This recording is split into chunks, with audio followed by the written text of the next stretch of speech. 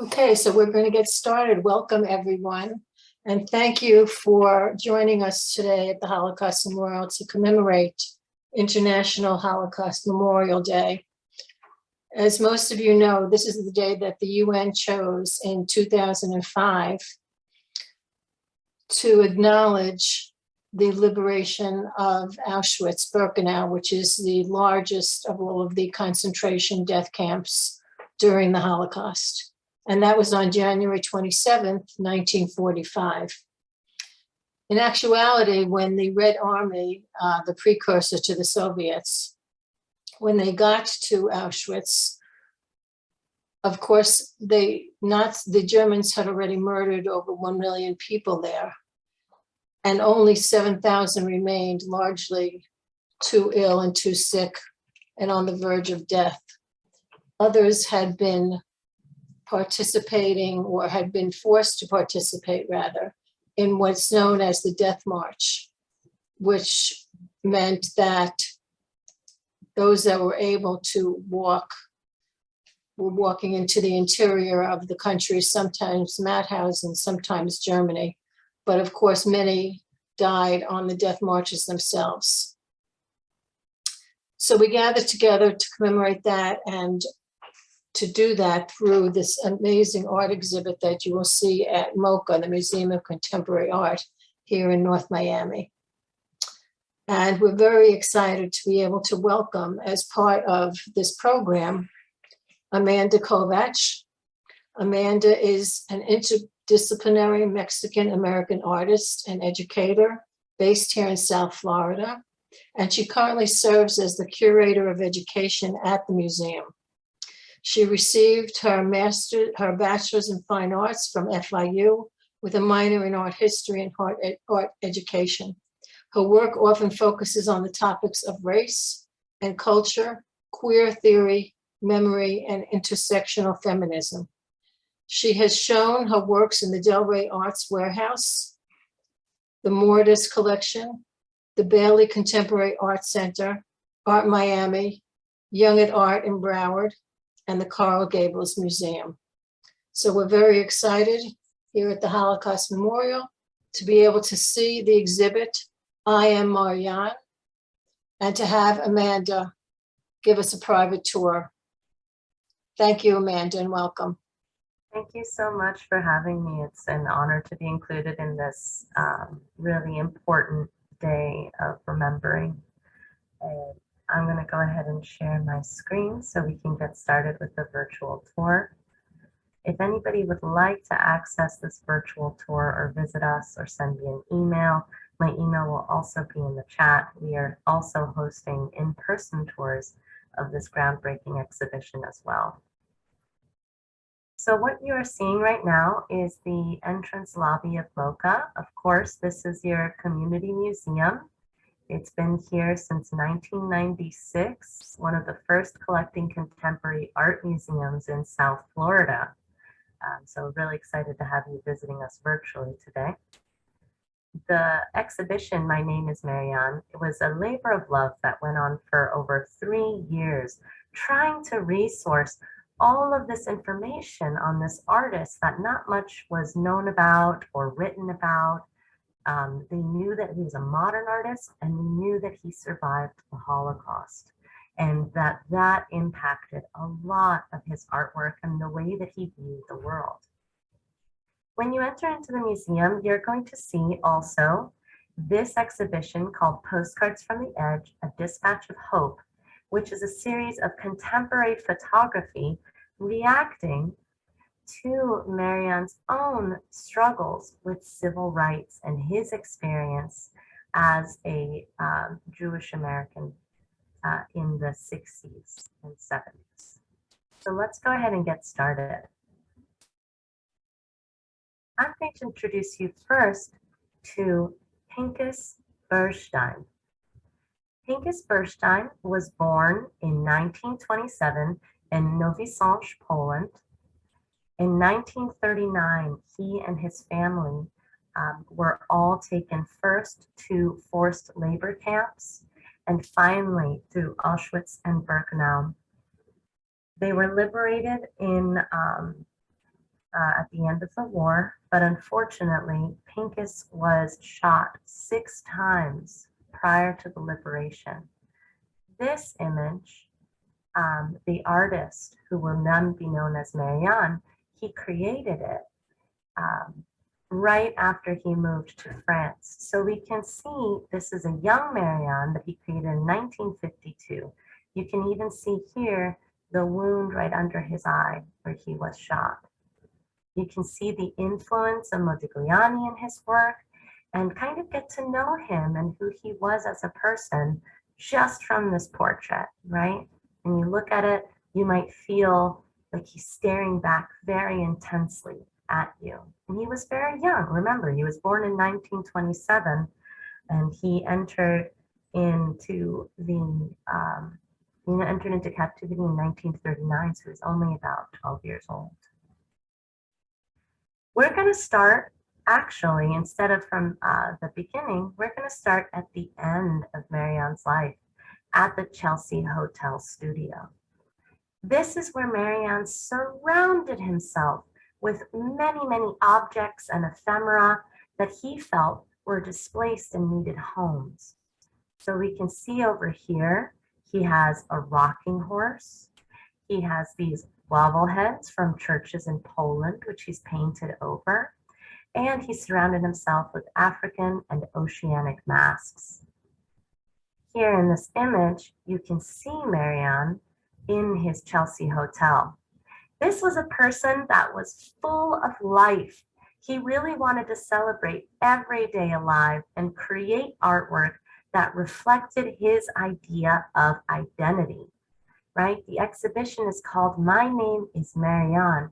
So this artist who was born Pinchas and renamed himself in a with a very Polish name was reclaiming his identity, right? And he created these personages, which are very common, with bright colors, bold outlines, and a lot of these kind of effusions. The curator, Alison Gindras, likes to think of these as a life force that connects everybody, or also interprets it as the power of words and the strength that words have to impact one another. When you visit in each exhibition, in each room, there's going to be a reflection, which is from a contemporary voice within the artistic community. For this one, Dr. Erica Moya James wrote about his collection of African masks. At the time, European artists were very interested in African masks, but not in a way that they considered it equal to contemporary arts.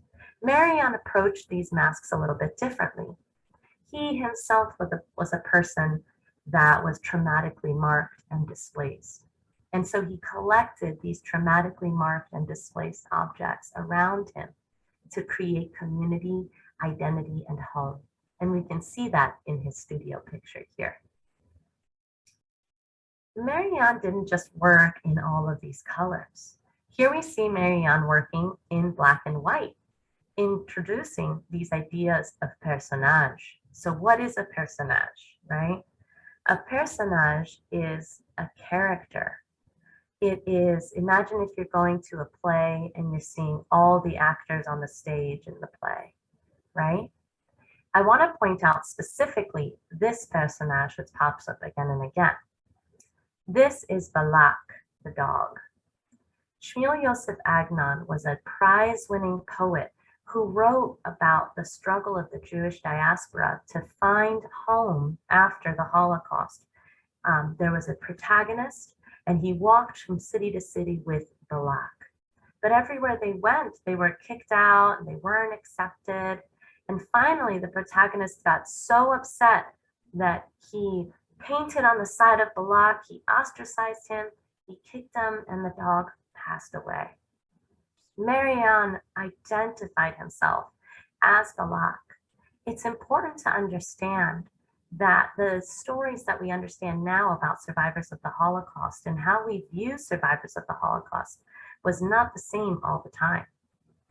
Our visiting curator and co-curator of this exhibition when it will travel, Noah Rosenberg, she's from the Tel Aviv Museum of Modern Art. She told us a story of the experience of Holocaust survivors in Jerusalem. At the time, Holocaust survivors were not seen as heroic. They weren't seen as strong, which is what they were, to have suffered through so much and persisted. They were actually seen as weak. They weren't allowed to talk about their experiences in the Holocaust. It wasn't really welcome. And because of this, when we saw the trials afterwards, and people witnessed their witness statements, the idea changed, right? To recognize that, oh my gosh, these people have suffered tremendously, and yet they persist. They are the epitome of strength. But at the time of Maryan arriving in Jerusalem, that's not how he felt. He wanted to be an artist so badly, and he applied to be an artist. And he was actually rejected from the School of Art there in Jerusalem because he was injured. He was actually put in a refugee camp with invalids and the elderly to only be able to study practical arts. So he didn't feel very welcome there, and that prompted his move to Paris. In Paris, he lived and worked there from the 1950s for 10 whole years, a decade. And that's where he met his wife, Annette. Annette was also a hidden child and a survivor of the Holocaust as well. So they shared a lot of trauma together, and they identified and created a community within themselves. Here, Maryan learned French. He studied history. He really kind of sank himself into the French culture and community. But unfortunately, in the 60s, when he applied for residency for citizenship, he was denied. And that denial also rocked him to his core. It was with this that he and Annette moved to New York finally in 1962. And he created in the 70s this series of Napoleons, right? If we know anything about Napoleon, he was a French dictator, and he was there was a lot of other dictators after him that wanted to be like Napoleon, right? One of them specifically being Hitler. Now remember, Maryan is in Paris, surrounded by all of these statues of Napoleon, the Arc de Triomphe, seeing how the French history is viewing Napoleon, and he's worried. Is the rest of European history going to see Hitler the same? Are they going to honor him? He doesn't know. He's living this truth right now. So he created this series of Napoleons, kind of in pain of dictatorship, representing, right, this, the kind of grossness of dictatorship, the poison that can flow out of their mouths and thoughts, and how they can have such a severe impact on the rest of the world. Something very interesting in the reflection in this room to identify, Dr. Marlene L. Dott wrote about this connection between Haiti, Poland, and Napoleon.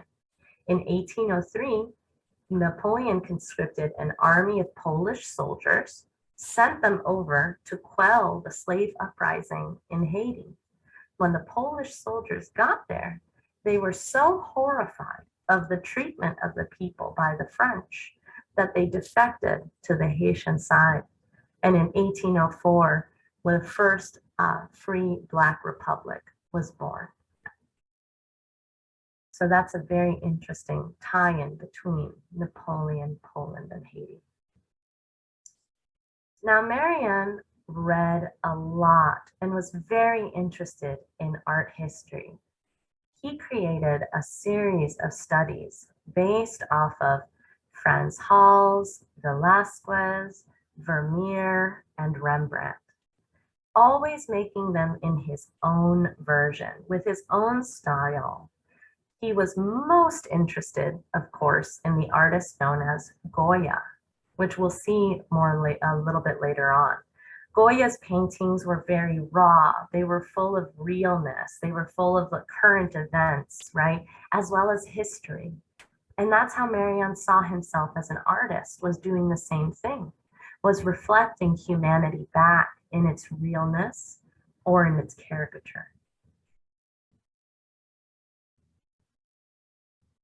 Maryan found himself in Paris in the 1950s, studying at l'École supérieure des beaux-arts around all of these different artists that were known as the Cobra movement. Cobra stood for Copenhagen, Brussels, and Amsterdam. Now, again, remember, he didn't really find community there. He was always on the edge, on the outskirts of this community. So here we see Maryan's pieces compared to other Cobra artists such as Constance, Doucet, and we can see his inspiration of these Cubist masters as well, as well as a few of the ceramics that he created at the time. So again, he was right on the periphery of community. That means he wasn't really welcome into the community itself. He was always on the edge. And finally, when he was rejected for citizenship and moved to the United States, is when he found true community. I'm gonna go back a little bit because I want to show you guys this sculpture. This sculpture is by H.C. Westerman, and this piece is by Maryan. And we can see the similarities, right? In color, in shape, in form. H.C. Westerman was an artist that was represented by the Alan Frumkin Gallery, which had two different locations, one in New York and one in Chicago. It was through this gallery that he found true community and understanding in this group called the Monster Roster. Now, in the 60s and 70s, the Monster Roster had a manifesto kind of portraying, peeling away the layers and showing humanity as it is, right? Their artwork, if you look at it, some people might say it wasn't beautiful, but it was real, right? That's what the Monster Roster was interested in portraying. So here we have the Vermeer box by June Leaf. We have a piece by Golub here, in between two Maryan pieces. And here, this one's particularly fun. This is a portrait painted by June Leaf of Maryan. So he's got a funny top hat, he's got a smile. In New York, he truly found his bohemian artistic community. He even had a hot rod that was made specifically for him to be able to drive with his one leg, so he could speed around the streets of New York, right? All of this, of course, stems from one traumatic incident. We can see here the central gallery pierces the space like a wound. Inside of here is where we have the Shoah Gallery, or the Holocaust Gallery. This work is incredibly important to remember because it doesn't just span from the end of the Holocaust, which he created several works. But again, you know, when he was in Jerusalem, nobody wanted to see the truth that he was painting. Nobody wanted to see the faces of those who were in the concentration camps, or the images of the rabbis that had passed away because at the hand of the Nazis. And it was because he had to keep all of this secret that in 1970s, he actually kind of in a state of real mental disarray, he created another film called Ecce Homo. Ecce Homo is Latin for behold the man. And this was said by Pontius Pilate at the crucifixion of Jesus. Maryan saw himself as a representation of a suffering Jew, or of Jesus Christ himself, and similar suffering. In this film, he talks about his memories, he talks about his experiences, and he compares them to other experiences of marginalized groups. This meant that he spliced together images of dictators, images of Hitler, Mussolini, with images of the current struggle, right, in 1968s and 70s in the United States, which was the civil rights movement. So he also equated these horrible dictators with the images of the Ku Klux Klan as well. This is seen as one of the first intersectional civil rights film pieces of that era that he created with the help of Kenny Schneider. And when he filmed it, he would create all of these little notebooks that he'd pass out to each person that was attending the screenings. In 1971, Maryan suffered a few mental health breaks as well, and he created a series of drawings under the help of a psychiatrist. These are called the truth paintings, and there are 3 notebooks full to the brim of all of his memories that were getting mushed together in his experiences. So he has memories of Yom Kippur and Kaparat being pushed into memories of his father at the bakery, being pushed into memories of gas chambers and into memories of the barracks and concentration camps. And it all became one stream of images in his head. So in this gallery, it literally flips through every single image that he drew as he tried to get everything that was in his head out. And it's a very powerful series of books. Here we have his transitional gallery, which displays on one side that barrier between his images created just after his time in Paris as he arrived. They're the introduction, the very early versions of personage. So here we see again Balak. We see all of these wheels because of course at this time he is in a wheelchair, relearning how to kind of move himself, and he feels confined again, like he did in Auschwitz, to one singular space. He uses the Star of David in his works, and it feels very cubist, the way that he's placing these personages. And we see how they inspire later works called La Ménagerie Humaine. And in the works of La Ménagerie Humaine, these pieces were commissioned in France by a poet who was creating a series of writings talking about the human menagerie. What is it to be human? What separates us from animals? At the end of World War II, when the world saw what atrocities had been committed in the Holocaust, it kind of blurred the lines of what is humanity capable of. It was one of the first times, of course, that, you know, the nuclear war, the bombs were dropped, and it really shook people to their core to realize how one person can treat another. This is what spurred these kinds of thoughts of the monster roster and of Cobra artists at the time in post-World War II. Now, Maryan worked in many different ways. He sketched, he painted, he created collages using found images from newspaper clippings. But most importantly, he worked in these series of, when Annette discussed it, she said he would sit down to paint something and he would paint it until it was done. Similarly, we see his work here after Goya. He was very preoccupied with the artist, Francisco Goya. And at the end of his life in 1977, he created a series of 15 turkeys, which we'll start with over here and end with in the most Maryan version. In 1977, Maryan unfortunately suffered a heart attack and passed away. And many of the only reasons that we have his work or knowledge of him is because of the love of his wife, Annette.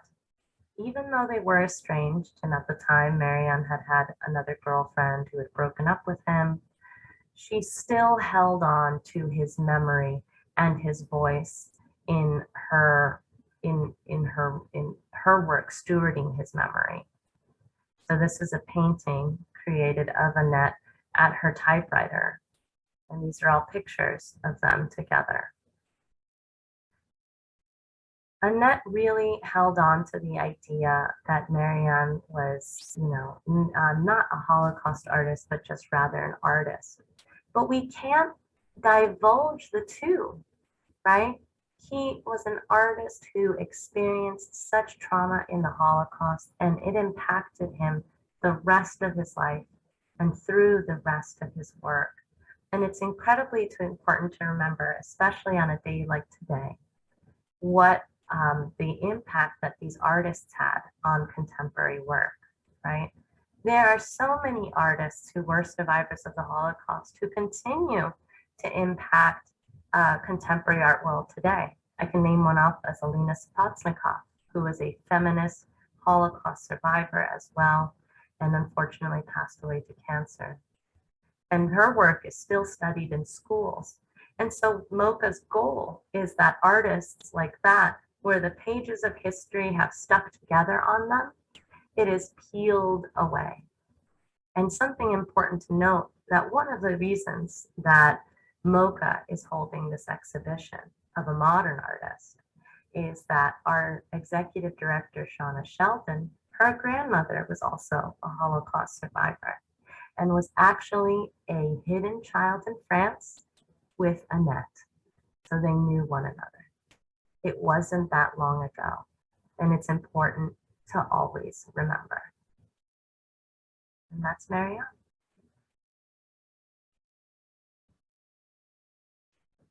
I can take any questions if anybody has them, or if it's in chat. And if you guys can email me at any point in time too.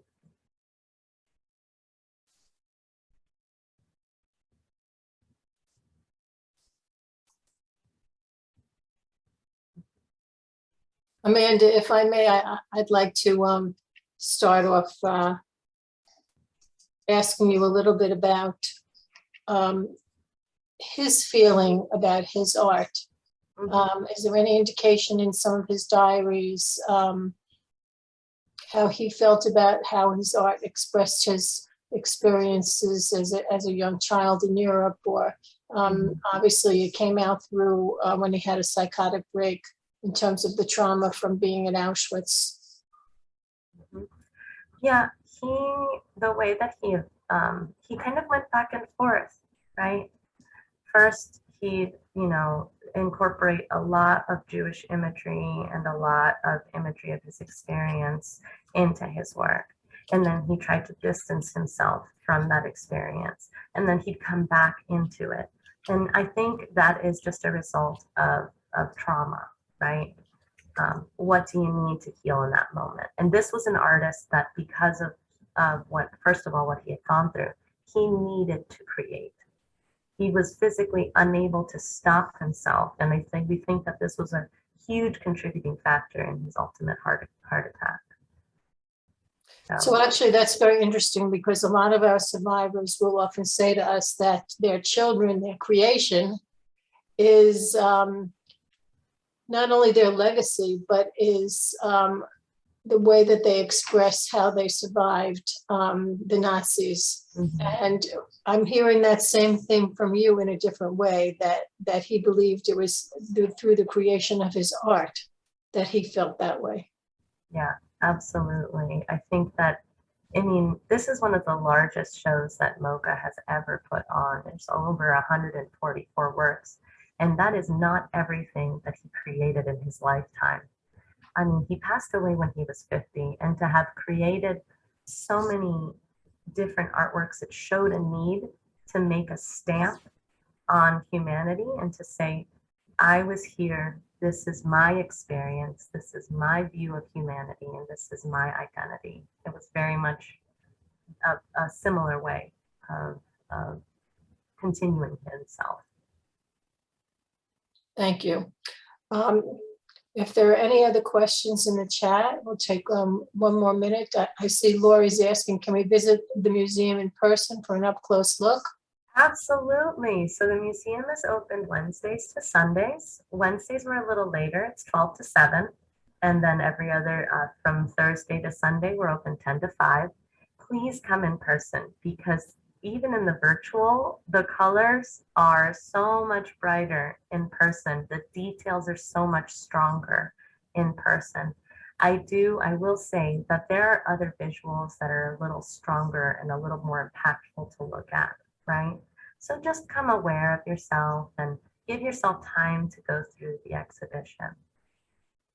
So I see Danielle, who looks like she is a student, is asking if the link for the virtual tour is available.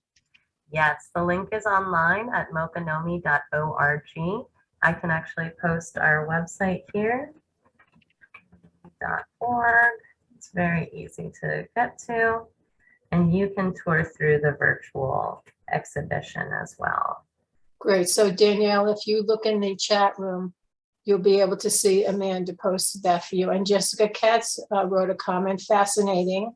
Can't wait to come to see in person. Thank you, Jessica. Yeah. If you guys want to schedule a tour, this Sunday, we will have a docent who is part of the 2G group. So that means the children of Holocaust survivors. She is going to be doing her own tour. Her name is Helen Chasek. And she has some incredible stories that she includes that is so important and added to the story of Maryan that I couldn't even include in this tour. So I invite you all to that. The tour is free with admission.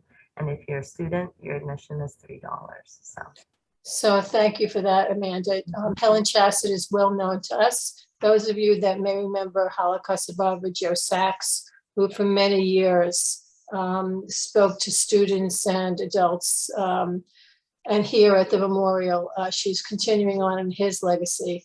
And that's a very exciting program. Mm-hmm. So Amanda, we would like to thank you on behalf of the Holocaust Memorial Miami Beach so very much for the personal tour. I think it was really illuminating to have you with us to share the art and the stories and the way that Maryan approached his art because of his background and his being a prisoner at Auschwitz. So we want to thank you very, very much. And thank you to everyone who participated today in this really special program.